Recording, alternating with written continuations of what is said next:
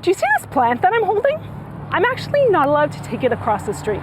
That's because it came from within a containment zone that's been set up to stop the spread of an invasive beetle. Last year, the Japanese beetle was spotted for the first time outside the Lower Mainland. Right now, it's being tracked by the Canadian Food Inspection Agency in downtown Kamloops, but it's showing up in other areas. Just on the underside of that. We started 40 to 50, and we started yesterday. Martin lives more than a 20-minute drive from the beetle containment area in the city's core. She's reported the bugs to the CFIA and has been collecting samples, which is exactly what she's supposed to be doing.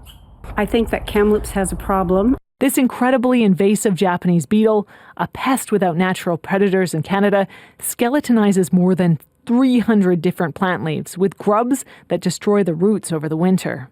So this is the current regulated area for Japanese beetle in city of Kamloops, as you can see in the red highlighted area. Sparks says if these latest sightings outside the downtown area are positively identified, a shift in approach may be necessary, and it could look like possible spraying or another containment zone. In the meantime, she says it's on humans to limit the spread. They don't fly very far distances, so they do rely on humans for spreading to different areas. Right now, the city and the CFIA are trying to reduce the spread of the insect by limiting who can move plants with dirt in and out of the containment zone. I know it likes mint. I looked it up because the Japanese beetle is not something I had to worry about.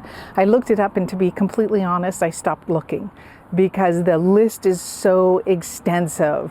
This push to stop the spread of the Japanese beetle is serious because it could end up devastating many of the plants that people love. Raspberries, blueberries, cherries, apricots, and hundreds more.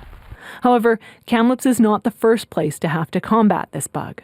We had 0 beetles in Vancouver city limits proper last year after many years of treatment. So what that tells us is that if we keep our foot on the gas, that the methods that we employ do work in eradicating this beetle.